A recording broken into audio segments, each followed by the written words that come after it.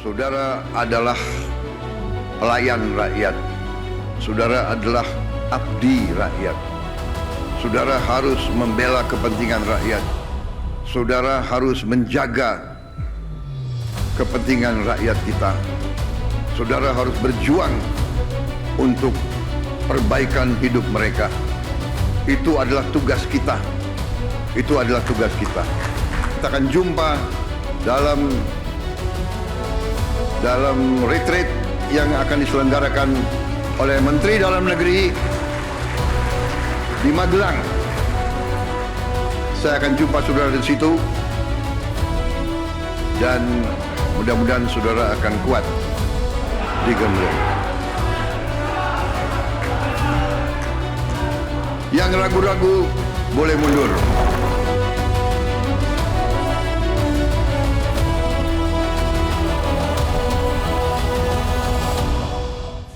Pilkada serentak tahun 2024 menjadi catatan sejarah demokrasi di Indonesia. Sejumlah daerah yang memiliki lumbung suara cukup besar seperti di Banten, Jakarta, Jawa Barat, Jawa Tengah, dan Jawa Timur mendapatkan perhatian lebih dari masyarakat.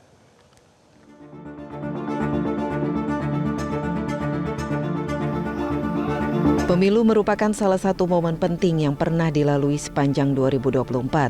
Salah satu kemeriahan pesta demokrasi tersebut adalah terlaksananya Pilkada 2024. Pilkada 2024 digelar di 37 provinsi dan 508 kabupaten kota se-Indonesia.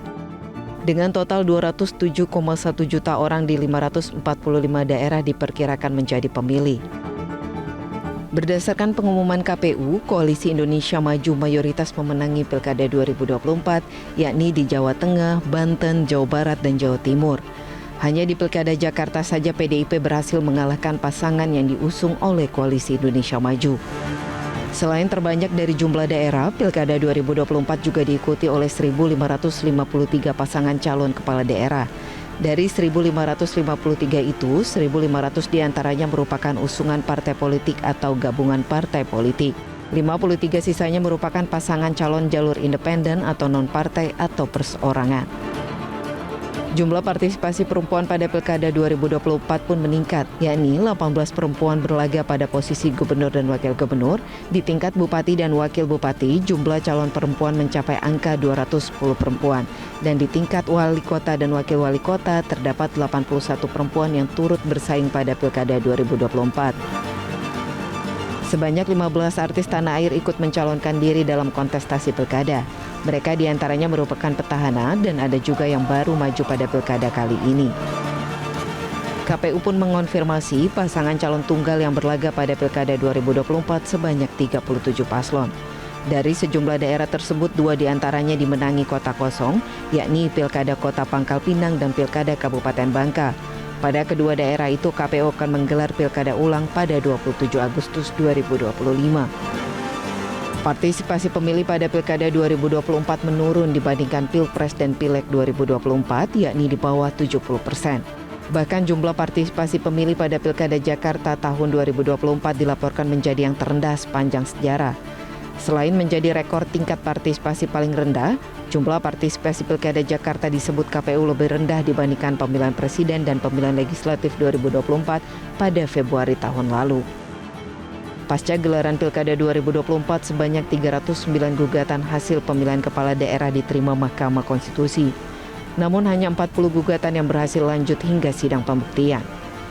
Dari 505 kepala daerah yang akan dilantik pada hari ini adalah mereka yang tidak memiliki sengketa di Mahkamah Konstitusi. Tim Liputan, Metro TV. Ya, kita lanjutkan diskusi kita pemirsa, dan sudah bergabung bersama kami di studio ada Direktur Eksekutif KPPOD Herman N. Suparman. Mas Herman, selamat siang. Selamat siang, Mas. Terima kasih sudah bergabung sama kami di live event. Sebelum saya ke Mas Herman, saya mau kembali ke Pak Rifki dulu karena Pak Rifki nggak bisa lama-lama. Pak Rifki, kalau kita melihat mengenai dinamika politik yang terjadi akhir-akhir ini, lalu kemudian kita melihat rangkaian acara hari ini begitu ya, sampai nanti malam di Magelang begitu, retret yang kemudian diselenggarakan bersama dengan Presiden Republik Indonesia. Ada kekhawatiran bahwa hubungan antara pusat dan daerah ini mau dibangun secara sentralistik. Apakah memang itu yang sedang terjadi? Kita harus menyaksikan dalam waktu-waktu ke depan bagaimana kemudian bangunan harmonisasi antara pusat dan daerah yang memang juga harus kita akui dalam beberapa dekade terakhir itu kerap kali ada dinamika yang cukup tinggi. Otonomi daerah menurut saya adalah keharusan karena itu adalah amanat dari konstitusi kita. Namun otonomi di tempat kita ini sekali lagi adalah otonomi di dalam negara kesatuan. Nah karena itu siapapun pihak yang ingin menarik pada sentralisasi yang radikal, yang ekstrim, saya kira itu pasti nanti akan menimbulkan kritik, kegelisahan, sekaligus ruang yang sempit bagi pelaksanaan otonomi daerah. Saya tentu sangat berharap retreat yang diselenggarakan 8-9 hari ke depan itu bukan hanya dalam konteks sinkronisasi program pusat dengan daerah, tetapi juga ajang untuk daerah menyampaikan berbagai macam masukan, aspirasi yang nanti pada akhirnya kita bisa membuat dalam tanda kutip tabulasi. Kira-kira mana yang betul-betul urgen orkestrasi yang harus dilakukan oleh pusat agar kemudian terjadi harmonisasi yang baik, program-program pusat itu tidak disalahgunakan implementasinya di daerah, tapi memang juga harus ada ruang bagi daerah untuk kemudian melakukan kebijakan-kebijakan otonomnya, baik itu otonomi itu sendiri maupun dalam konteks desentralisasi maupun dekonsentrasi kebijakan yang diberikan kepada daerah. Jadi mari kita berpositif thinking dalam konteks hubungan pusat dan daerah ini ke depan, dan saya kira koreksi yang akan dilakukan terhadap hubungan pusat dan daerah itu bisa saja nanti lahir dari DPR, tapi juga bisa juga nanti dari daerah-daerah itu sendiri kalau kemudian kekhawatiran kita terkait dengan sentralisasi itu berkembang. Saya meyakini yang terjadi sampai dengan detik ini, karena kami di Komisi 2 DPR RI mengurusi urusan pemerintahan daerah, itu adalah keinginan untuk memastikan berbagai macam program-program pusat bisa dilaksanakan dengan baik, dengan benar oleh daerah, termasuk juga agar daerah itu tidak sewenang-wenang dalam tanda kutip menggunakan kewenangan otonominya dalam konteks negara kesatuan Republik Indonesia. Baik, Pak Rifki terima kasih sudah bergabung bersama kami di live event Metro TV. Selamat siang, Pak Rifki. Saya ke Mas Herman. Mas Herman, tadi sebelum Anda datang kita sudah berbincang sedikit mengenai tantangan utama dari kepala daerah ini setelah kemudian dilantik.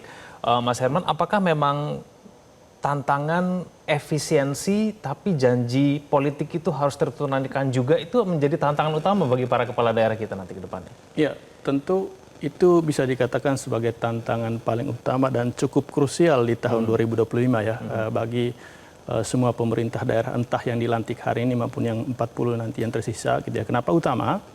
Kita tahu selama ini tadi disampaikan oleh Pak Rifki juga, daerah-daerah yang mengandalkan dana transfer ke daerah atau dulu disebut dengan dana perimbangannya itu bisa mencapai 70-80%. Nah, dengan program efisiensi ini itu juga menambah beban bagi semua daerah, terutama daerah-daerah yang punya keterbatasan fiskal itu. Itu orang awam pasti tahu banget soal itu gitu ya. Itu yang pertama. Kemudian yang kedua, dari program efisiensi ini juga sebetulnya kami punya catatan kritis juga, Prof. Wiwi gitu ya. Kalau kita lihat alurnya, prosesnya itu tidak benar-benar melibatkan pemerintah daerah. Kita tahu di APBN 2025 itu sudah ada alokasi dana transfer ke daerah berapa, gitu ya. Kemudian tiba-tiba melalui sebuah instruksi presiden itu di bawah undang-undang, gitu ya. Tiba-tiba memotong 50,59 triliun. Dari 50,59 triliun itu, misalnya saya coba detilkan satu, gitu ya. Ada dana alokasi khusus fisik yang dipotong 18,3 triliun, yang itu adalah setengahnya dari DAK fisik yang sudah dialokasikan di dalam APBN 2025. Selama ini daerah itu sangat mengandalkan DAK fisik ini untuk apa? Untuk belanja modalnya. Sehingga kita bisa lihat setahun ke depan, kalau ini tidak direvisi lagi gitu ya, itu kita bisa melihat ada dua belanja yang benar-benar tersasar. Pertama itu adalah belanja pembangunan, jalan, irigasi, infrastruktur, bahkan bukan membangun jalan baru ya, memperbaiki yang ada saja, itu pasti daerah cukup kesusahan. Kemudian yang kedua adalah belanja pelayanan publik, gitu ya. Oke lah kalau lihat sasaran efisiensi itu adalah perjalanan dinas, meeting, itu kita sangat dukung gitu ya. Tapi ada perjalanan dinas itu yang menjadi bagian dari pelayanan publik itu sendiri juga terkena sasaran. Misalnya pengawasan ke lapangan, gitu, verifikasi lapangan, itu kan butuh support pendanaan gitu ya. Itu yang kami lihat menjadi tantangan terbesar bagi kepala daerah yang hari ini dilantik atau nanti dilantik gitu ya. Kemudian yang kedua tantangannya adalah tahun ini cukup krusial. Kenapa? Mereka kan dilantik bulan Maret ini Prof. Wiwi ya. Bulan Maret, April itu bagi pemerintah daerah kalau kita lihat di tahapan penyelenggarannya itu mereka sedang menyusun perencanaan daerah. Mulai dari musremang, kemudian rencana kerja pemerintah daerah. Tahun ini mereka menjalani 2 proses sebetulnya. Mereka mengerjakan RKPD untuk tahun 2026 nanti, tetapi di saat yang bersamaan mereka melakukan penyesuaian dokumen RKPD tahun 2025 ini agar selaras dengan visi misi mereka. Gitu ya. Itu mesti disadari juga oleh semua kepala daerah yang nanti menjalankan retret itu gitu ya. Dan kami sebetulnya berharap seperti yang tadi disampaikan oleh Pak Rifki gitu ya. 7 hari retret atau 8 hari retret itu bukan komunikasi satu arah, tetapi dialog. Dan dialog ini menurut kami, porsi terbesarnya mesti diberikan kepada pemerintah daerah untuk apa? Menyampaikan segala unek-uneknya, masalahnya gitu ya. Karena kita lihat banyak juga petahana yang masuk ke periode kedua gitu ya. Dan mereka sangat mengetahui seperti apa dinamika di lapangan. Dan harus terbuka menyampaikan itu kepada pemerintah pusat. Dan kami juga mengandaikan Prof. Wiwi, para menteri nanti memberikan materi, mereka juga sebetulnya harus cukup paham juga dengan persoalan-persoalan yang ada di level daerah gitu ya. Karena kalau retret ini diarahkan untuk menyelesaikan persoalan ketidakharmonisan pusat dan daerah, ketidaksinkronan pusat dan daerah, 7 hari itu sangat tidak efektif. Kenapa? Karena akarnya itu ada di mana? Di kebijakan-kebijakan strategis misalnya. Antara undang-undang Pemda dengan undang-undang sektoral. Sudah sinkron atau enggak? Dari catatan kami justru undang-undang sektoral ini, gitu ya, Minerba, Cipta Kerja, itu mengosongkan apa yang sudah diatur di dalam undang-undang Pemda. Sehingga implikasinya sering terjadi ketidaksinkronan antara kementerian dan lembaga di level nasional. Dan itu berpengaruh pada apa? Pada pembinaan pengawasan ke daerah. Daerah itu selalu menyampaikan begini ya. Orang tua kami di pusat itu siapa ya? Kemendagri atau kementerian sektoral? Karena kementerian dan lembaga ini tidak berada dalam satu orkestrasi gitu ya. Sehingga kali itu kita mengharapkan retret ini juga menjadi momentum bagi pemerintah pusat untuk mereka harus menyelesaikan dulu soal orkestrasi antara kementerian dan lembaga sebelum bicara sinkronisasi pusat dan daerah. Ya, kalau Bu Siti, apakah memang kita hanya pada akhirnya nanti kita hanya mengandalkan kecakapan dari kepala daerah ini kemudian untuk membuat formulasi yang seimbang begitu antara kemudian sumber daya dengan kemudian bagaimana ia bisa efisien tapi kemudian menunaikan janji politiknya. Apakah memang kita misalnya hanya mengandalkan kecakapan politik sedangkan kita tahu bahwa track recordnya tidak semua kepala daerah memiliki kemampuan itu. Bu Wiwi, bagaimana? Karena ini ada tingkatan ya pemerintahan. Jadi jangan tidak ada pengawasan. Maka di undang-undang yang sama-sama kita perbaiki, undang-undang Pemda itu adalah penguatan koordinasi, gitu kan, pembinaan dan pengawasan terhadap tentunya tingkatan pemerintahan itu artinya kalau pemerintah nasional kepada provinsi seluruhnya. Provinsi kepada kabupaten, kota yang ada di wilayah masing-masing kan itu.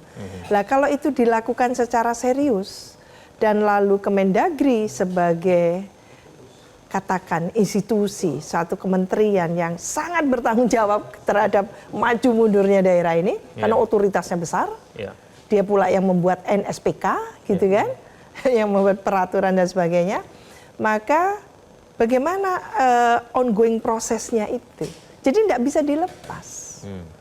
Itu yang sering seolah-olah kan ada seorang gubernur, seorang kepala daerah lah, tidak usah terlalu nyata. Kami tidak merasa ada pengawasan itu, gitu. Aneh ini. Nah, maka selain leadership tadi itu, jadi leadershipnya di era apa ya, digital. Jadi ada digital leadership. Jadi kepemimpinan yang memang berbasis pada digital. Itu sebagai terobosan. Terus perspektif yang inovator, ya, inovatif kan gitu. Kita perlukan pemimpin seperti itu. Di samping juga ditopang oleh bahwa Kementerian Dalam Negeri hadir di semua provinsi-provinsi itu. Nah, provinsi juga wajib hadir untuk kabupaten kota itu. Jangan dibiarkan. Masa sesatu wilayah provinsi itu kabupaten kotanya tidak selaras melakukan pembangunan. Beliau ini sangat melihat ekonominya dan sebagainya. Saya melihat sampai desanya bahkan kan gitu. Nah, ini yang perlu kalau kita mau menyaksikan gitu ya. Ada mindset baru, perspektif baru, lalu ada perilaku yang baru, mindsetnya baru, culture setnya baru gitu ya. Lalu action konkretnya itu yang betul-betul memang nawaitunya maju, memajukan daerah. Nah ini kan saya senang ini topik Metro TV ini, membangun Indonesia dari daerah. Karena tidak mungkin kita mencapai Indonesia emas kalau daerahnya tidak emas. Jadi daerahnya ini yang akan menjadi penopang gitu ya, yang sangat penting untuk memajukan Indonesia ini ke depan. Dan tentu tidak sekedar membangun infrastruktur fisik gitu, tapi juga SDM. SDM kita ini udah agak ketinggalan banget gitu kan gitu. Nah, ini yang perlu didorong untuk semakin dimajukan. Tentunya ini masalah pendidikan dan kesehatan. Jadi pelayanan dasar ini pemerintah tidak boleh motong ini sampai di poin ini. Untuk pelayanan dasar itu adalah pendidikan dan kesehatan. Lah, apakah kesehatan itu termasuk makan siang gratis kan gitu ya. Lah, ini yang perlu direformulasikan sehingga tidak ada yang nantinya itu tidak kontinem gitu ya. Membangunnya itu harus kontinem itu. Integrated kontinem. Baik. Jelajahi cara baru mendapatkan informasi. Download Metro TV Extend sekarang.